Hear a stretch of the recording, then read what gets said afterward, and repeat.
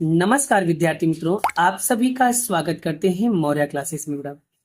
तो आज का जो लेक्चर है बेटा वो क्लास चैप्टर नंबर 12 है बेटा, जो 100% आईएनपी और सेक्शन बी में ये सारे क्वेश्चन पूछे जाते हैं।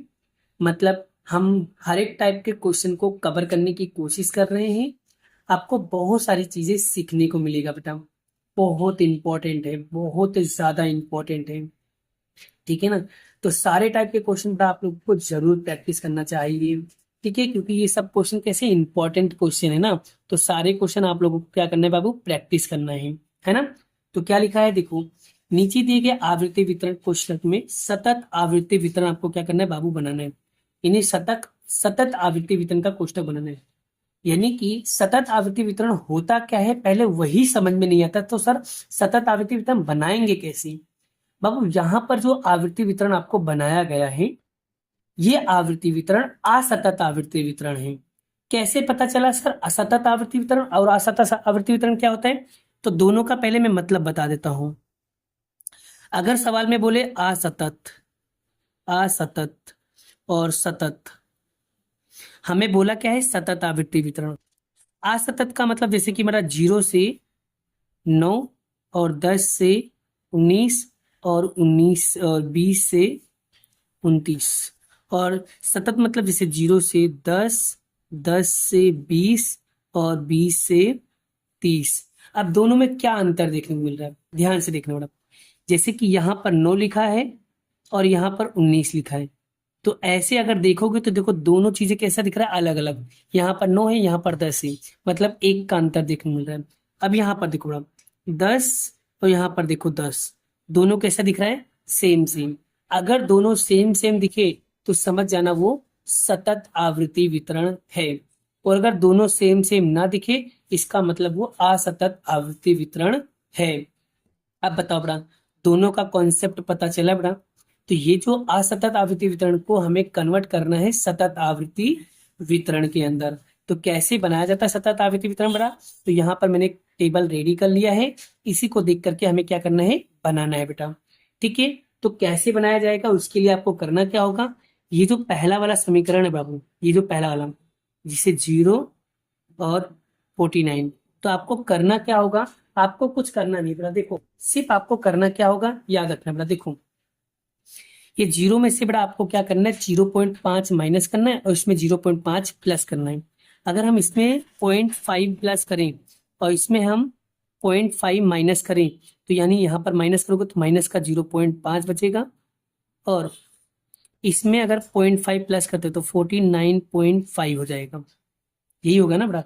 तो बस आपको पहला वर्ग आपका बन गया, -0.5 से लेकर के 4.5, 49.5। अब आपको क्या करना है, सतत बनाना। तो क्या करना है, जो चीजें यहाँ लिखा ना वही चीजें आपको यहाँ नीचे लिखना है। 49.5 हो गया। फिर उसके बाद देखो यहाँ पर सेकंड नंबर पर क्या लिखा है, 99। तो आपको मैं यहाँ पर लिखना है 99.5 लगा देने का बस। फिर उसके बाद ये वाला जो चीज है इसको यहाँ पर लाना है।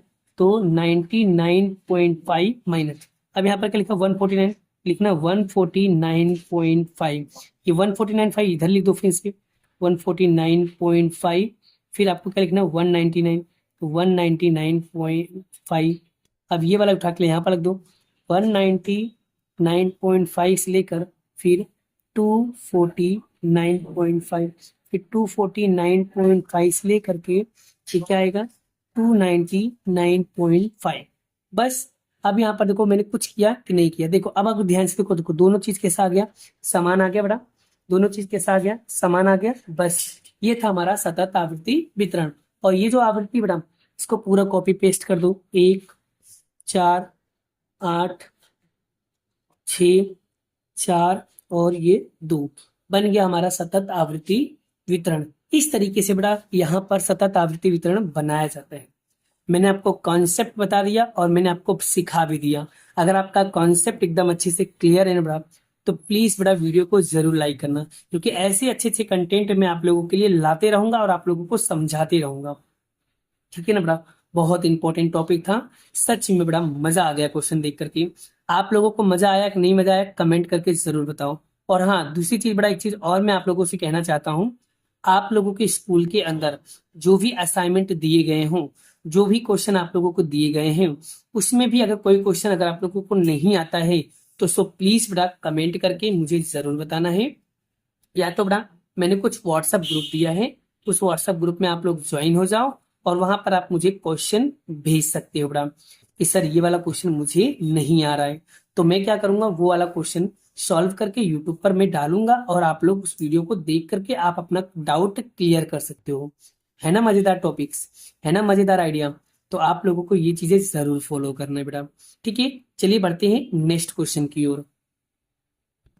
चलिए नेक्स्ट क्वेश्चन नंबर 3 क्या लिखा है, नीचे आवृत्ति वितरण में सतत आवृत्ति वितरण क्या करना है, तैयार करना है। फिर से कह रहे हैं सतत आवृत्ति वितरण बनाना है। वही सेम तरीका अभी मैंने बताया सतत और असतत कैसे बनाते हैं, तो बड़ा इसको कैसे करना है वही तरीका है, कैसे करना है चलो फिर से बता देता हूँ बड़ा। चलिए कैसे करोगे, जैसे कि यहाँ पर 10 है और यहाँ पर 19 है।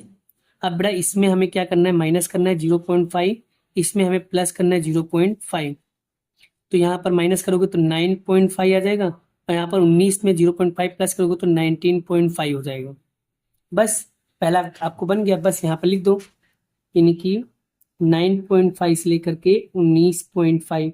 और यहाँ पर देखो फिर यहाँ पर क्या लिखा है 29, लिखेंगे 29.5 से लेकर के 39.5। अब ये 39.5 यहाँ लिख देना, तो 39.5 से लेकर के 49.5, ये 49 है तो 49.5 से लेकर के 59.5, यहाँ पर लिखेंगे 59.5 से लेकर के 69.5। तो बड़ा इस तरीके से आप देख सकते हो बड़ा। आई होप आप लोगों को बड़ा ये चीजें, अरे यार मैंने एक गलती कर दी, बहुत बड़ी गलती कर दी। यहाँ पर बड़ा 19.5 है तो यहाँ पर 19.5 आना चाहिए और यहाँ पर आएगा 29.5 और यहाँ पर आएगा 29.5 से लेकर के यहाँ पर आएगा 39.5 और यहाँ पर आएगा 39.5 से लेकर के यहाँ पर आएगा 49.5, 40 यहाँ पर आएगा 49.5 से लेकर के यहाँ पर आएगा 59.5 और 59.5 से लेकर के कहाँ पर आएगा 69.5। थोड़ी सी मिस्टेक कर दी थी बेटा, आप लोग समझ लेना। ठीक है, अब देख सकते हो बेटा ये दोनों देखो कैसा आ गया, सेम सेम आ गया। अगर दोनों सेम सेम आ गया तो मतलब सवाल क्या होगा, एकदम सही होगा। और बाकी ये जैसे लिखा है उसको वैसे के वैसे लिख दो। तो 5 7 11 14 9 और 7, बस हो गया हमारा सवाल कंप्लीट। तो इस तरीके से बेटा हमें क्या करना है, ये क्वेश्चन को सॉल्व करना है। बस आपको तरीका पता होना चाहिए, एक अगर पता चल गया बेटा बाकी तो सब बड़ा आपको आता ही। बड़ा तरीका तो कॉन्सेप्ट क्लियर हो ही गया होगा। चलिए बेटा आई होप आशा करता हूँ बड़ा आप लोगों को ये टॉपिक बहुत अच्छे से क्लियर हो गया। एक नए क्वेश्चन की ओर बढ़ते हैं, नए टॉपिक को सीखते हैं बेटा। चलिए नेक्स्ट क्वेश्चन, चलिए नेक्स्ट क्वेश्चन क्या लिखा है, 50 विद्यार्थियों के पूर्णांक 50 विद्यार्थियों के पूर्णांक, ठीक है, 50 विद्यार्थियों के पूर्णांक सेंटीमीटर मापने के लिए यहाँ पर ऊंचाई के लिए वर्गीकृत आवृत्ति वितरण दिया गया है। तो सूचना के आधार पर प्रश्न को क्या करना है, हमें उत्तर देना है बेटा। तो ठीक है, यहाँ पर आपको ऊंचाई दिया सेंटीमीटर, यहाँ पर विद्यार्थियों की संख्या लिखा है। जैसे 150 से लेकर 155 के बीच में 12 विद्यार्थी हैं और 155 से 160 के बीच में 9 विद्यार्थी हैं और 160 से लेकर 165 के बीच में 14 विद्यार्थी हैं और 165 से 170 के बीच में 10 विद्यार्थी हैं और 170 से 175 के बीच में 5 विद्यार्थी हैं। तो यहाँ पर जो प्रश्न के उत्तर दिए गए, ये जो दो प्रश्न दिए गए इसी के उत्तर आपको लिखना है बेटा। ठीक है, तो किस तरीके से बेटा हम लोग प्रश्नों का उत्तर लिखेंगे बेटा, उसे भी हम लोग क्या करते हैं समझ लेते हैं, है ना। चलिए तो सबसे पहले यहाँ पर क्वेश्चन क्या लिखा है बेटा, आगे देखो, कितने विद्यार्थियों की ऊंचाई 165 से या उससे अधिक है। ऐसे कितने विद्यार्थी हैं जिसमें 165 से अधिक है बेटा, 165 से क्या है बाबू अधिक। तो 165 ये रहा, 165 से अधिक बढ़ाए तो 165 70 और 70 से 100, यानी 165 से ज्यादा होना चाहिए। तो 165 से ज्यादा में एक 10 है और एक 5 है, इनकी पहले वाले का जो आंसर आएगा बेटा 10 + 5, यानी कितना होंगे 15 विद्यार्थी। ठीक है, यानी 15 विद्यार्थी ऐसे हैं जो 165 सेंटीमीटर से क्या है ज्यादा है। क्लियर। चलिए दूसरा क्वेश्चन, दूसरा क्वेश्चन क्या बोला है कि 150 से 160 के बीच में कितने विद्यार्थी आ रहे हैं। 150 ये रहा, 150 से लेकर के 160 के बीच में, यानी ये दोनों कितने विद्यार्थी हैं, तो 12 + 9 कितने होंगे 21 विद्यार्थी होंगे। बस सवाल पूरा। तो इस तरीके से बेटा क्वेश्चन आंसर वाले भी सवाल कंफर्म एग्जाम में आएंगे। अगर 2 नंबर का पूछ रहा है तो ऐसे आपको 2 क्वेश्चन पूछेंगे। अगर यही क्वेश्चन 4 नंबर सेक्शन डी में पूछ रहे हैं तो 4 क्वेश्चन पूछेंगे बस। लेकिन क्वेश्चन वाले सवाल तो डेफिनेटली पक्का पक्का पक्का पक्का पक्का आएगा। ठीक है, तो इस टाइप के क्वेश्चन को अच्छी तरीके से क्या करना है, प्रिपेयर करना है बेटा। ठीक है, अच्छे से तैयारी करना। ठीक है, मजा आने वाला है बेटा। चलिए एक और क्वेश्चन हम प्रैक्टिस कर लेते हैं बेटा। ठीक है, चलिए एक और क्वेश्चन यहाँ पर क्या लिखा है बेटा कि कोई भी शहर का वातावरण सल्फर डाइऑक्साइड की सांद्रता पीपीपीएम पार्ट्स ऑफ पर मिलियन ज्ञात करने के लिए अध्ययन करने की आता है।